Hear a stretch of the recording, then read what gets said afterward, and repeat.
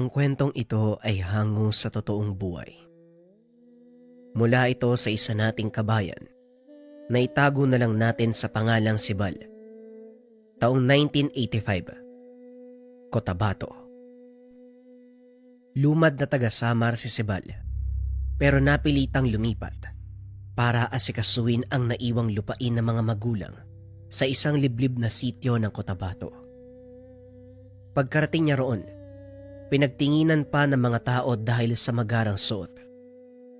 Nasa daan pa lang ay pinagtulungan na ng mga kawatan. Hinubaran, ninakaw ang lahat ng alahas pati na rin ang perang dala. Nang mga sandaling ito, hindi niya alam kung saan na lamang pupulutin. Ngunit sa kabutihang palad, naraan siya sa isang taong may malasakit. Iho, pagpasensyahan mo na ang tahanan kong ito. Sa hirap ng buhay, nagtiis na lamang sa barong-barong ha. Pero kahit papano maayos pa naman. Merong pagkain dyan sa mesa. Kanin yan na kaninang umaga pa. May kape din kung gusto mo. Huwag ka na magtanong kung anong ulam dahil matagal na akong hindi nakakakain ng ganyan. Ako nga pala si Mang Amid. Anong pangalan mo? Wika ng matanda. Nagpakilala bilang Mang Amid. Isinuot muna ni Sibal ang binigay nitong damit. Pagkatapos ay nangingi ng gamot para sa sugat ng kamay. Napasabak sa suntukan para sana iligtas ang sarili. Kaso nga lang naisahan pa rin ng mga kawatan. Mukhang galing ka sa syudad. Halata sa tindig mo. Huwag ka nang magtaka kung halamang gamot ang maibibigay ko sa'yo. Hindi uso rito ang ibang uri ng medisina. Halaman ang nagsisilbing lunas namin. Mabisa naman. Wala pang masamang epekto sa katawan. Habang hinahanda ni Mang Amid ang mga halamang gagawing gamot, nagtaka si Sibal nang mapansin ang bawat sulok ng tahanan. Maraming maliliit na bote sa tabi. Mga ugat at sanga at kung ano-anong kahoy, mga dahon, at ang nakakaagaw ng pansin ang mga patalim. Manong, nangangaso po ba kayo mga ngatay? Ang dami niyong patalim. Tanong ni Sibal. Sinulya pa ng matanda ang mga patalim sa sulok. Tumawa ito at saka sumagot. Wala sa nabanggit. Pero pwede rin kasi ang ginagawa ko, manghuhuli, mangangatay, hindi nga lang hayop. Kumunot ang noo ni Sibal. Bigla ring kinabahan dahil minsang naikwento ng yumaong ama kung gaano karami ang masasamang loob sa lugar. Pabalik-balik na ang tatay niya rito at may ilang beses pang kamuntikang pagkaisahan. Ay nako, pasensya na kung ibang naisip mo sa sinabi ko ha. Pero nagkakamali ka ng intindi. Hindi ako mamamatay tao kagaya ng naririnig mo. Pero tama ka naman. Marami ng kasong patayan sa lugar na ito. Pero hindi yun ang tinutukoy ko. Siguro naman, nakarating na sa pandinig mo ang tungkol sa mga aswang, hindi ba? Ang mga nilalang na ito ang tinutugis ko. Kinakatay para mahinto ang kasamaan. Naniwala naman si Sibal, lalo na nang makita ang anting-anting na nakasabit sa leg nito. Meron din sa sulok ng tahanan. Pasensya na po kayo sa naisip ko. Hindi lang maiwasan eh.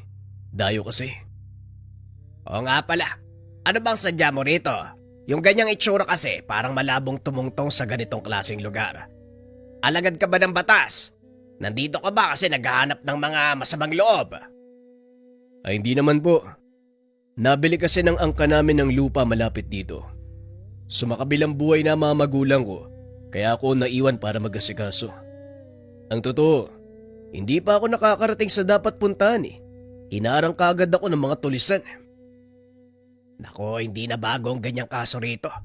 Marami talagang loko-loko. Kapag nakakita ng taong may suot na mamahalin, susundan para pagnakawan. Yung mga negosyante nga iba yung pag-iingat ng ginagawa para makaligtas sa mga tulisan. Ano, wala bang tinira sa'yo? Wala po. Damit, pera, alahas, lahat kinuha. Binugbog pa ako. Akala ko nga mamamatay ako eh. Mabuti napadaan kayo, maraming salamat to. Walang anuman, iho. Nga pala kumain ka na. Kanina pa ang tanghalian eh. Baka sa mukha mo ang gutom mo. Pagtiyagaan mo na lang kung anong meron sa mesa. Habang kumakain, sinamantala ni Sebal ang pagkakataon na pagmasdan ng matanda. Magaan ang pakikitungo nito. Wala siyang nararamdamang panganib. At kahit barong-barong lang ang tahanan ay maayos naman. Pagkatapos niya sapag ay nagpaalam na. Sinamahan na rin siya ni Mang Amid sa pag-aalala na baka pagkaisahan na naman ng mga tao roon, lalong-lalo na bago ang muka. Malapit lang sa tahanan ng matanda ang lupaing pagmamay-ari ng angkan. Ilang minutong lakaran lang. Pagdating doon, napailing si Sebal dahil nagmistulang kagubatan ang hekta-hektaryang lupa. Walang malinis na bahagi bukod sa daan. Iho, hindi ko alam na ito pala ang pagmamay-ari nyo. Ilang taon na ang nakalipas eh. Magmula nung huli kong napansin na merong dumalaw. Ano ba ang plano mo? Sa laki ng lupa, pwede ka magpatayo ng kung ano-ano. Kaso nga lang, mahirap ang estado ng pamumuhay dito sa lugar ha. Anong balak mo? Ay, pasensya na ha. Marami akong tanong. Natahimik si Sebal. Napaisip sa tanong ng matanda. Pumarito siya na walang ideya kung ano ba ang gagawin sa lupa. Ang sinabi lang ng yumaong ama, asikasuhin ito. Walang malinaw na utos. Wala ring kapatid na mapagtatanungan. Siguro ibebenta ko na lang ho. Hindi ko naman gusto magnegosyo eh. O kahit manatili sa lugar na to. May buhay kasi ko sa amin eh. Kung sa bagay, kahit ako nga na taga rito minsan naiisip na mag-ibang lugar. Kaso wala namang mapupuntahan. Sinuri nila ang buong lupain. Makalipas ang ilang sandaling paglilibot, bumalik sila sa tahanan ni Mang Amid. Bilang bisita, naupo lamang sa bakuran si Sebal. Nagkakape habang tinatanaw ang kapatagan sa harapan. Aligaga naman si Mang Amid sa mga gawain. Paglipas ng mga minuto, napansin ni Sebal ang isang lalaki na mabilis ang paglalakad pero sa sandaling napatingin sa kanya ay biglang huminto. Akala niya nagkataon lang, ngunit nakakailang ang pagtitig kahit nasa malayo. Akmang lalapit na sana, nagmamadali siyang tumayo at pumasok ng tahanan. Tumigil ang lalaki at nagpatuloy sa paglakad. Hindi niya alam kung anong meron, pero dama ang pagiging kabado. Iho, may nakita ka bang tao sa paligid? Parang may napansin kasi ko eh. Wika ni Mang Amid. Kakagaling lang nito sa likod ng bahay.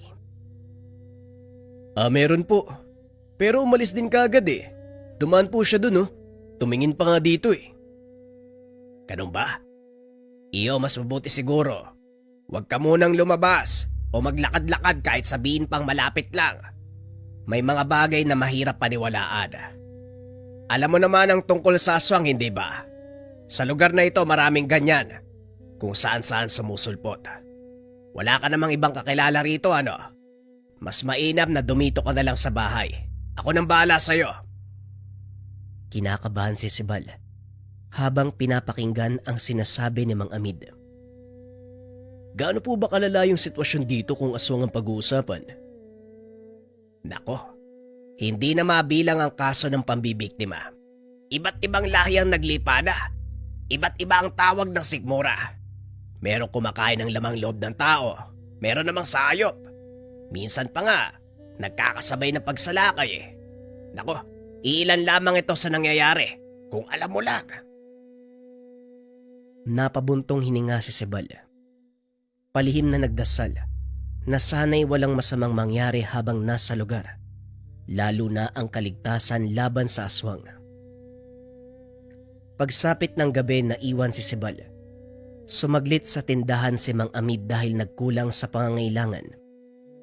Habang inaantay ang pagbalik ng matanda, napansin niya ang anino ng tao sa hindi kalayuan.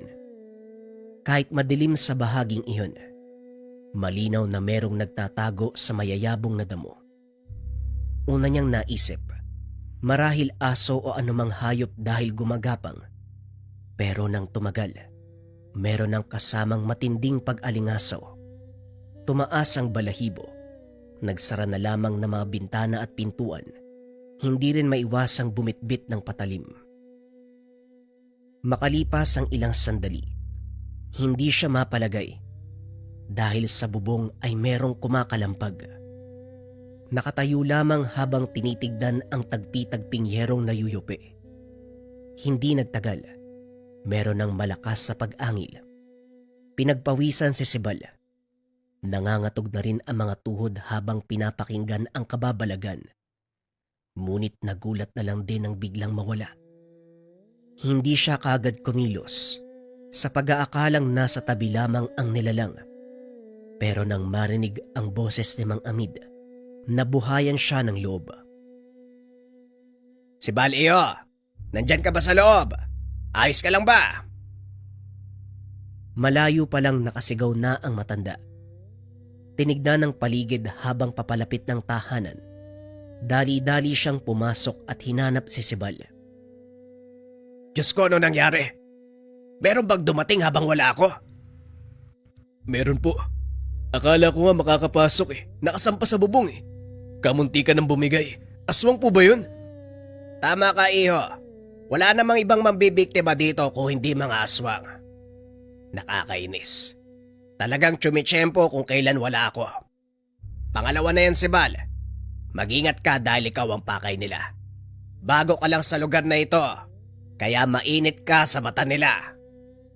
Teka Mang Amid, hindi ba marami kayong kalaman sa pagpuksa ng aswang? Bakit hindi nyo nalang patayin?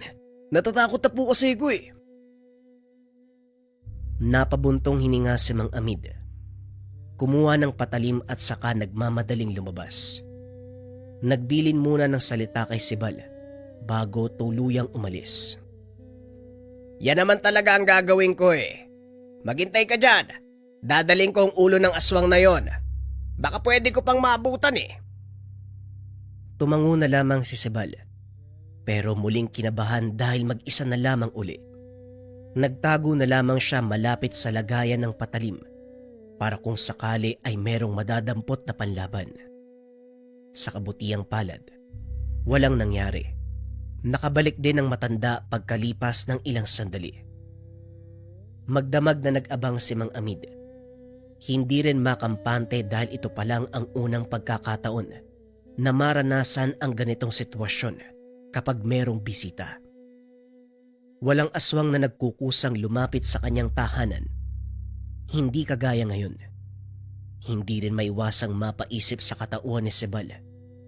Sa katunayan, nakita niya ang binata sa terminal. Lumuwas siya sa lungsod ng kapatid at tamang nagpang-abot sa babaan. Doon pa lamang, nararamdaman niya na ang kakaibang enerhiya ng binata. Isinawalang bahala na lang dahil hindi ito kilala. Hanggang sa napadpad sa kanyang tirahan, napapaisip kung nagkataon lang ba ang lahat. Wala naman sigurong atraso yung taong to sa isang aswang. Bagong dating lang dito sa lugar. Pero bakit natipuan kaagad ng nilalang? Hindi kaya lapitin si Sibal? Kinabukasan, bumalik si Sibal sa lupain para matignan muli. Hindi niya kasama si Mang Amid dahil meron itong inaasikasong ibang bagay. Nanghiram na lamang siya ng patalim, pinabauna ng lana, ang bilin ng matanda. Kung kukulo ang likido, posibleng merong aswang sa paligid. Inabala ni Sibal ang sarili sa pagtatabas ng damo at pamumutol ng mga kahoy. Naisip na ring linisin para maging kaaya-ayang tignan kung sakaling makahanap ng bibili. Sa kalagitnaan ng gawain may lumitaw na lalaki. Nagtaka ang binata. Hindi napansin kung saan dumaan. Basta na lamang nakatayo sa kanyang likuran. Natumba pa pagkatapos mawala ng balanse sa gulat. Manong, magandang araw ho. Anong kailangan nyo? Tanong ni Sibal. Hindi magawang ituwid ang pananalita, lalo na nang mapansing basa ang tela na pinagbalutan ng bigay na lana. Dito pa lamang may hinala na siya. Ngumiti lamang ang matanda sabay iwas ng tingin. Nagtungo ito sa kabilang dulo kung saan merong bato na pwedeng upuan. Tahimik niyang pinagmamasdan. May tatanong po ba kayo? Manong, naliligaw ka po ba? Pasensya na rin po kung di ko masasagot ng tanong niyo ha. Hindi ako taga rito eh. Wika ni Sibal. Sinusubukang pagaanin ang sitwasyon. Nakatingin lang ang lalaki. Walang balak na magsalita. Nailang siya.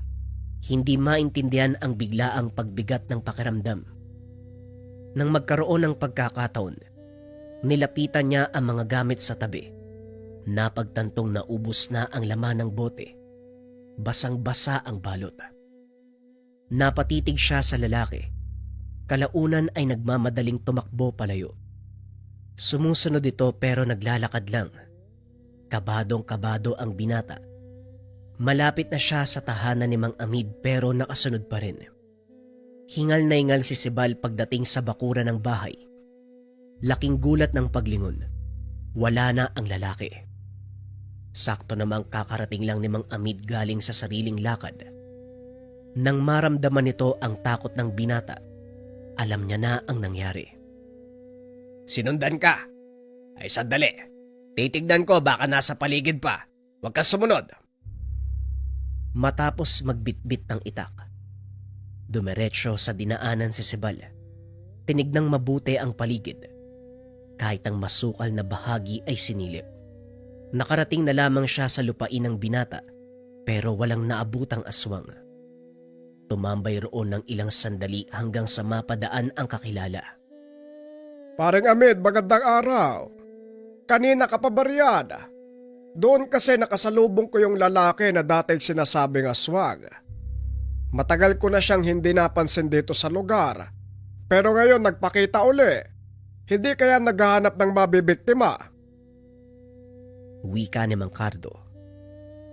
Lalaki, sino naman? Marami ng usap-usapan dito eh. Sino ba doon?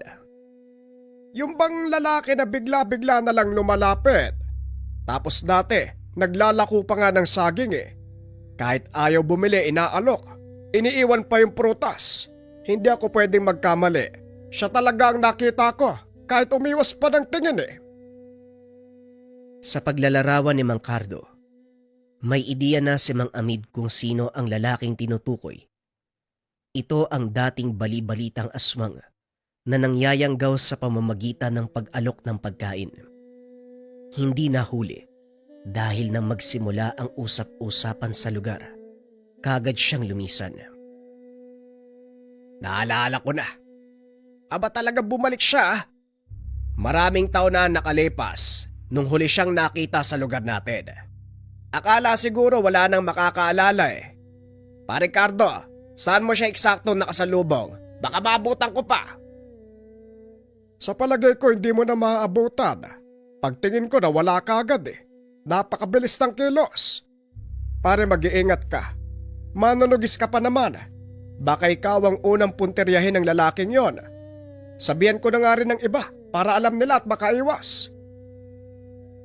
Napabuntong hininga na lamang si Mang Amid. Sumabay na sa kaibigan sa pag-uwi. Habang nagpapalipas ng oras sa bakuran, hindi maiwasang mapaisip sa nilalang. Nabulabog din na magsalita si Sibal. Ang lalim po ng iniisip niyo ah. Pwede ba kayo maistorbo sandali? Magtatanong lang po sana kung saan pwedeng ibenta ang lupa. Ayoko na magtagal dito, Manong. Pakiramdam ko sa paglipas sa mga araw mas lalo ko nasa peligro eh. Nandito lang sana ako para asikasuhin ang lupay ng aking mga magulang. Pwede kitang matulungan. May kakilala ako naghahanap ng lupa nung nakaraang buwan. Baka hindi pa nabibili. Sibal, pasensya ka na kung ganito ang sitwasyon ah. May iba pala tayo. Huwag mong mamasamay ng tanong ko. Wala ka namang nakaalitang tawa no? Yung lalaki na biglang lumapit sa'yo, hindi mo ba siya kilala? Hindi po eh. Nagulat na nga lang din ako nang makita siya nakatayo sa likod ko. At saka, wala naman po ako nakaalitang tao. Bakit po pala? Naisip ko lang, na baka kilala mo yung lalaki. Pasensya ka na. Inakala ko kasi na sinusundan ka. Nagkataon na sabay talaga kayong dumating dito. Pero naging malinaw naman nung nakausap ko si Paring Cardo. Nakita niya yung lalaki at nakilala. Dati na yung nagpupunta dito eh. Huwag mong mamasamain ha. Sinabi ko lang na nasa isip ko. O siya, magpahinga na tayo, gabi na. Bukas sasamahan kita sa kakilala ko. Baka sakaling mabili yung lupa mo. Makalipas lamang ang ilang oras mula sa pagkakaiga, nagising si Mang Amid nang maamoy ang samyu ng nilalang. Dali-dali siyang nagtungo sa kusina para kumuha ng itak. Binitbit ang bote ng lana at saka dahan-dahang lumabas. Nakita kagad ni Mang Amid ang aswang. Nakatingin sa bintana kung saan malapit na natutulog si Sibal. Nagkarga ng orasyon para malingat ang paningin ng nilalang. Pagkatapos ay dahan-dahang nilapitan. Walang pagdadalawang isip na tinaga. Umangil. Nagwala ang nilalang. Tumilapon din siya nang matamaan ng atake. Pagbangon ay muling sumalakay, ngunit mabilis na nakabawi ang halimaw. Naging mano-mano ang laban nang hindi mahagilap ni Mang Amid kung saan nahulog ang dalang itak. Nahirapan ng matanda sa pakikipaglaban. Malaki ang pangangatawan ng nilalang. Maliksi ang kilos. Kung saan siya iilag, palaging nasusundan ng kalmot. Ang ingay ng sagupaan ay gumising kay Sibal. Pagsilip sa bintana, kagad napasigaw nang makita ang nilalang. Naagaw ang atensyon ng nilalang. Siya naman ang pinagbalingan. Mabuti na lang madaling nakabangon si Mang Amid. Napigilan ang tangkang paglapit. Iho, iabot mo yung itak. Bilisan mo, kunin mo. Muling tumilapon si Mang Amid. Dali-dali ding bumangon para mapigilan ang atake ng nilalang. Buong lakas niyang inambahan at hindi pinakawalan kahit nahihirapan sa pangangalmot nito. Sibal, bilisan mo. Nandyan lang sa tabi ng lutuan na mga patalim. Bilisan mo, nasan ba tong batang to? Sa kabilang banda na blanko ang isipan ni Sibal. Hindi alam kung ano ang pinunta sa kusina. Tumitingin sa mga patalim pero hindi magawang dumampot. Ilang ulit nang tumawag si Mang Amid, ngunit nawawala siya sa sarili. Lumabas ang binata na walang bitbit. Akin na, bilit. Iho, nasaan ang itak? Ang sabi ko, kumuha ka. Bakit wala kang dala? Dito na tuluyang nakawala ang nilalang. Tatakbo na sana ito papalayo sa lugar, ngunit nahawakan ni Mang Amid ang paa. Dito na bumalik sa ulirat ang binata. Kumuha ng bote ng lana at saka isinaboy sa nilalang. Nagwala ito. Umangil ng napakalakas. Ayun, nandun yung itak. Bilisan mo, Sibal. Ihagis mo sa akin. Wika ni Mang Amid. Tinaga niya ang aswang. Paulit-ulit upang masiguradong malagutan ng hininga. Hindi nagtagal, wala na itong buhay. Nakahandusay na lamang sa lupa. Wakwak ang tiyan. Si Sibal sa kabilang banda, hindi makatingin. Nasusuka sa nakabalandrang katawan. Kagad namang inasikaso ni Mang Amid ang pagliligpit nito. Dinala sa kalagitnaan ng mismong lupain ng binata. Naghukay at doon sinunog.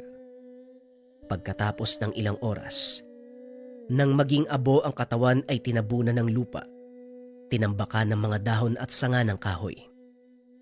Samantala, tahimik lang si Sibal habang pinapanood ang ginagawa ng matanda. Sa isip nito, hindi siya makapaniwala na ang pagsadya sa lugar makakasaksi ng pangyayaring halos ikapahamak. Hanggang sa mga sandaling ito, sariwang nakikita sa isipan ang buong kaganapan, lalong-lalo na ang muka at pag-angil ng aswang. Iho, mas malalim pa sa hinukay ko yung nasa isip mo ah. Alam kong nabigla ka sa mga nangyayari. Pasensya ka na kung magtatagal ka pa sa lugar na ito posibleng maranasan at masaksiyan muli ang ganito. Pero ipapayo ko, umuwi ka na sa lalong madaling panahon. Malapit na rin ako umalis dito eh. Bukas na bukas sasamahan kita sa mga lakad mo para maasikaso kagad ang lupang ibebenta. Oo, ganun nga po talaga Manong. Hindi na talaga ako magtatagal sa lugar na to. Kapag nabenta ko ang lupa, aalis na ako Manong. Mamamatay ako dito eh. Yan ang pinakatama mong gagawin. Hindi natin alam ang takbo ng panahon. Mas mabuti nang umiwas para makasigurado tayo. Kinabukasan, inasikaso nila ang paghahanap ng bibili ng lupa. Kaso nga lang walang may gusto ng lugar. Matapos ng lahat ng kaganapan ay bumalik sila sa tahanan. Ang huling desisyon ni Sibal, bumalik na lamang sa pinanggalingan. Nagkaroon pa ng problema dahil walang pamasahe. Ninakaw ang lahat pagdating niya sa lugar. Huwag mo nang alalahanin yan. Meron pa akong naitabi rito. Baka magkasya pa para makauwi ka.